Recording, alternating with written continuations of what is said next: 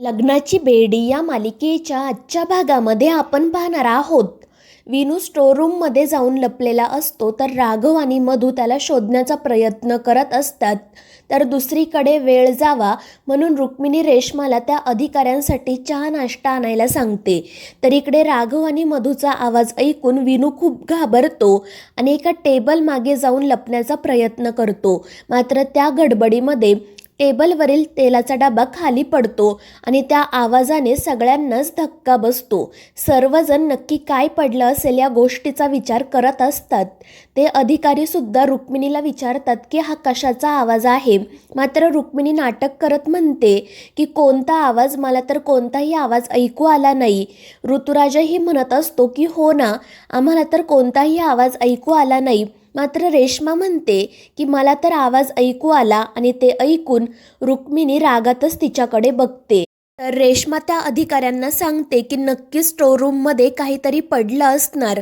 तर रुक्मिणी पटकन म्हणते की सणासुदीचे दिवस आहेत ना, आमची राजश्री स्टोअरूममध्ये काहीतरी सामान आणण्यासाठी गेली असेल आणि तिथेच काहीतरी पडलं असेल. तर दुसरीकडे तो आवाज ऐकून अन्वीसुद्धा रत्नाकरला विचारत असते की आजोबा, हा आवाज नक्की कशाचा असेल. आणि त्यानंतर ते रत्नाकरला म्हणते की मला असं वाटतंय की आता त्या अधिकाऱ्यांसोबत खोटं बोलून काही फायदा नाही, त्यापेक्षा मी त्यांना जाऊन खरं काय ते सांगते. आणि ती बाहेर जाण्यासाठी निघते. मात्र रत्नाकर तिला थांबवतो आणि तिला सांगतो की तू काही बोलायचं नाहीये, त्यापेक्षा तू तुझ्या रूममध्ये जा आणि तिथेच बस. आणि ते ऐकून अन्वी रागातच तेथून निघून जाते. तर दुसरीकडे वेळ जावा म्हणून रुक्मिणी मुद्दाम त्या अधिकाऱ्यांसाठी नाश्ता मागवते. तर इकडे तो आवाज ऐकून राघव आणि मधू स्टोअरूममध्ये जातात आणि तिथे विनूला बघून त्या दोघांनाही धक्का बसतो, कारण तो बेशुद्ध पडलेला असतो. त्याच वेळी राजश्रीसुद्धा तिथे येते. विनूची अवस्था बघून ती सुद्धा घाबरते. तर राघव तिला शांत राहायला सांगतो. तो म्हणतो की विनूबद्दल त्या अधिकाऱ्यांना काही कळता कामा नये. आणि त्यानंतर ते विनूला शुद्धीवर आणण्याचा प्रयत्न करतात. तर विनू सतत डॉक्टर काकूचं नाव घेत असतो आणि त्यामुळे राणी लगेच तेथून निघून जाते. तर राघव विनूला उचलतो आणि रूममध्ये घेऊन जाण्यासाठी निघतो. तर दुसरीकडे ते अधिकारी रुक्मिणीला म्हणत असतात की बराच वेळ झाला तरीही ते विनायकला घेऊन बाहेर आले नाहीत, सगळं काही ठीक आहे ना. आणि त्यावर रुक्मिणी म्हणते हो, सगळं काही ठीक आहे. खरं तर विनू आमच्याकडे खूप खुश आहे आणि आता त्याची तब्येतसुद्धा सुधारत आहे. आणि ते ऐकून त्या अधिकाऱ्यांना आनंद होतो. तर रुक्मिणी त्यांना म्हणते की कदाचित विनू झोपला असेल आणि त्याचमुळे त्यांना इथे यायला उशीर होत असेल. त्यावर ते अधिकारी म्हणतात की काही हरकत नाही, आम्ही हवं तर विनूला फक्त दरवाजामधून बघतो आणि निघून जातो. आणि त्यामुळे रुक्मिणीला काय करावं ते सुचत नाही. तर ते अधिकारी विनूच्या रूममध्ये जाण्यासाठी निघतात. मात्र त्याचवेळी त्यांना एक कॉल येतो आणि त्यामुळे ते रुक्मिणीला म्हणतात की आम्ही विनायकला भेटण्यासाठी संध्याकाळी येतो, आता आम्हाला ताबडतोब निघावं लागेल. आणि त्यानंतर ते विनूला न भेटताच तेथून निघून जातात. त्यामुळे रुक्मिणी आणि ऋतुराजच्या जीवात जीव येतो. तर दुसरीकडे राघव विनूला बेडवर आणून झोपवतो. ते सर्वजण मिळून त्याला शुद्धीवर आणण्याचा प्रयत्न करत असतात. त्याचवेळी रुक्मिणीसुद्धा तिथे येते. राघव तिला त्या अधिकाऱ्यांबद्दल विचारतो. रुक्मिणी त्याला घडलेला सगळा प्रकार सांगते. मात्र विनूची अवस्था बघून ते सर्वजण खूप घाबरलेले असतात. तर विनू सतत डॉक्टर काकूचंच नाव घेत असतो आणि त्यामुळे राघव खूप वैतागतो. तर राणी विनूला म्हणत असते की काळजी करू नको, तुला काही होणार नाही. तर राजश्री सुद्धा नाईलाजाने विनूला म्हणते की आपण तुझ्या डॉक्टर काकूंना बोलावून घेऊ, पण तू आता आराम कर. आणि त्यानंतर ती राघव आणि राणीला विनूची काळजी घ्यायला सांगते. मात्र सर्वजण विनूची अवस्था बघून काळजीतच असतात. त्यानंतर संध्याकाळी रुक्मिणी म्हणत असते की बरं झालं त्या अधिकाऱ्यांना फोन आला आणि ते इथून निघून गेले, नाहीतर आज आपण तोंडावरच पडलो असतो. आणि त्याच वेळी राणी धावत पळत त्या ठिकाणी येते. ती सगळ्यांना सांगते की कदाचित राघवने विनूला लंडनबद्दल सांगितलं आहे आणि त्यामुळे तो खूप पॅनिक झाला आहे, त्याची तब्येत खूपच बिघडली आहे. आणि ते ऐकून सर्वजण घाबरतात. मात्र त्याच वेळी ते अधिकारी पुन्हा तिथे येतात आणि त्यांना बघून सगळ्यांच्याच पायाखालची जमीन सरकते. तर ते अधिकारी रुक्मिणीला विचारत असतात की विनूची झोप आता पूर्ण झाली असेल ना, आम्हाला त्याला भेटायचं आहे.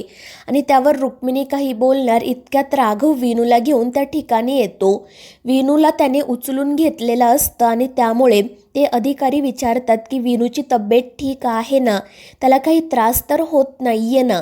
मात्र त्यावर रुक्मिणी म्हणते की विनू एकदम ठीक आहे आणि ती पटकन राघवजवळ जाते.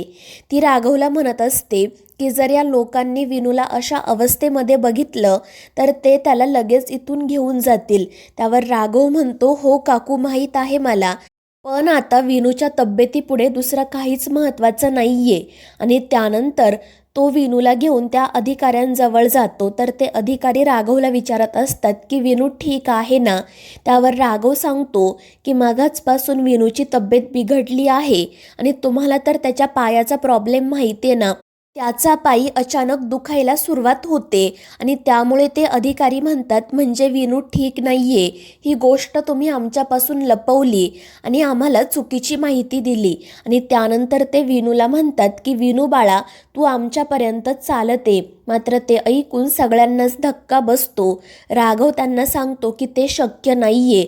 मात्र त्याच वेळी विनू खाली उतरतो आणि व्यवस्थितपणे चालत दरवाजापर्यंत जातो. आणि ते बघून त्या अधिकाऱ्यांची खात्री पटते की विनूला काही झालेलं नाहीये. मात्र घरातील इतर सर्वांना धक्काच बसलेला असतो. आणि त्यानंतर विनू दरवाजाजवळ जातो, कारण तिथे सिंधू आणि सावी उभ्या असतात.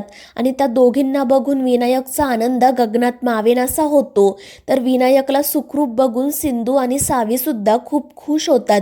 मात्र त्या दोघींना बघून घरातील सगळ्यांच्याच पायाखालची जमीन सरकते. सगळ्यांनाच मोठा धक्का बसलेला असतो. आणि त्यानंतर विनू सिंधूला म्हणतो की डॉक्टर काकू, तुम्ही इथे आलात, तुम्हाला बघून मला खरंच खूप आनंद झाला. तर सिंधू त्याला विचारते की बाळा, तू ठीक आहेस ना. त्यावर विनू म्हणतो, हो डॉक्टर काकू, आता मी ठीक आहे. आणि मग तो सिंधूला मिठी मारतो. त्यामुळे सिंधूचे डोळे नकळतपणे भरून येतात. मात्र त्याच वेळी राणी त्या ठिकाणी येते. ती सिंधूला म्हणते की तू इतक्या शॉर्ट नोटीसवर इथे आली त्यासाठी खरंच धन्यवाद. फक्त एक गोष्ट लक्षात ठेव की तू या घरामध्ये विनूची डॉक्टर म्हणून येत आहे. मात्र त्यावर सिंधू काहीच बोलत नाही. आणि मग त्यानंतर विनू सिंधू आणि सावीला घेऊन घरात जातो. तर ते अधिकारी राघवला म्हणत असतात की आमची खात्री पटली आहे की विनू इथे खूप आनंदात आहे. आणि त्यानंतर ते तेथून निघून जातात. तर सिंधूला बघून सगळ्यांनाच धक्का बसलेला असतो. तर सिंधूलाही ती जेव्हा हे घर सोडून गेली होती तेव्हाचा प्रसंग आठवतो. आणि त्यानंतर सावी पळतच जाऊन तिच्या पोलीस काकांना मिठी मारते. ती राघवला विचारत असते की त्या दिवशी तुम्ही मला न भेटताच का निघून गेला. त्यावर राघव म्हणतो की मला माफ कर बाळा, पण त्या दिवशी मला खरंच खूप उशीर झाला होता. तर दुसरीकडे राजश्रीला बघून सिंधूला खूप आनंद होतो. ती लगेच राजश्री जवळ जाते. मात्र राजश्री तिला म्हणते की तू मला आई म्हणायचं नाही. ज्या दिवशी तू हे घर सोडून निघून गेली तेव्हाच तू हा हक्क गमावला आहे. आणि तिचं हे बोलणं ऐकून सिंधूला खूप वाईट वाटतं. तर सावी तिला विचारत असते की तू या सगळ्यांना आधीपासूनच ओळखते का. मात्र त्यावर सिंधू काहीच उत्तर देत नाही. ती विनूला म्हणते की तू सावीला घेऊन बाल्कनीत खेळायला जा. तर विनू तिला विचारतो, पण डॉक्टर काकू, आमच्या घराला बाल्कनी आहे हे तुम्हाला कसं माहिती. आणि त्यावर काय उत्तर द्यावं ते सिंधूला कळत नाही. ती म्हणते की मी याबद्दल तुम्हाला नंतर सांगते. आणि त्यानंतर विनू आणि सावी तेथून निघून जातात. तर सिंधू सगळ्यांना विचारत असते की काय झालं, तुम्ही माझ्याकडे असे का बघताय. मला जिवंत बघून तुम्हाला आनंद झाला नाही का. आणि त्यावर रुक्मिणी मोठ्याने म्हणते, नाही झाला. तुला जिवंत बघून आम्हाला अजिबात आनंद नाही झाला, कारण तुझ्यामुळे आमचं आयुष्य उद्ध्वस्त झालं आहे. तुझ्यामुळे आम्ही आमचा वारस गमावला आहे. आणि ते ऐकून सिंधू काही न बोलता खाली मान घालते. तर मित्रांनो, या मालिकेच्या पुढील भागांमध्ये आपण पाहणार आहोत राघव सिंधूच्या अंगावर ब्लँक चेक फेकत म्हणतो की तुमची जी काही व्हिजिटिंग फी असेल ती यावर टाका आणि इथून निघून जा. मात्र सिंधू तो चेक फाडते आणि पुन्हा राघवच्या अंगावर टाकते आणि म्हणते की तुमचा पैशांचा मास तुमच्याकडेच राहू द्या, पण आता मी विनूवर उपचार करू शकणार नाही. तर मित्रांनो, या मालिकेच्या पुढील भागांच्या अपडेट्ससाठी आपल्या चॅनेलला सबस्क्राईब करा.